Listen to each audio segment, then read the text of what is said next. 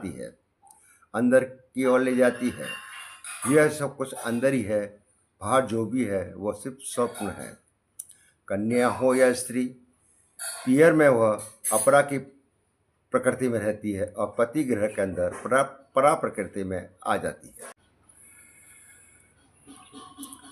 यह विवाह संस्कार में शरीर से आहूत हो चुकी होती है, आत्मा से मुक्त हो चुकी है पति से। पति के साथ उसका माया भाव भी क्रियाशील रहता है।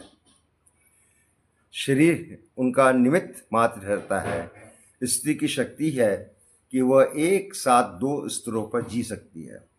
इसका कारण है उनके आग्नेय स्वरूप पर सौम्यता का आवरण होना। यही उनका शस्त्र भी बन जाता है और यही उनके जीवन की शक्ति भी। माया कितनी चतुर है कि बुद्धिजीवियों को पकड़ में नहीं आती। माया तत्व रूप है, दिखाई तो देता नहीं, बनाता भी नहीं। माया इतनी चतुर है कि बुद्धिजीवियों को पकड़ में नहीं आती। माया तत्व रूप है, दिखाई तो देती नहीं, बनाती भी वही है, बिगाड़ती भी वही है और परा अपरा को साथ रखती है।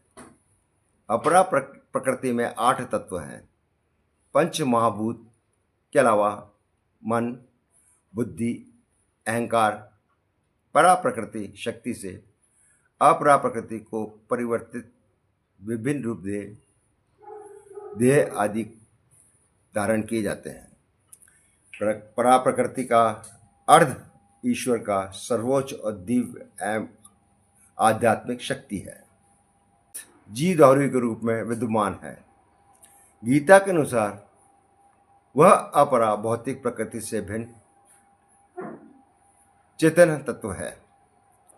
परा प्रकृति को ही जीवात्मा कहा जाता है, जो शाश्वत और अविनाशी है। स्त्री अतः पुरुष के अंदर स्त्रीण भाव जागृत करती है।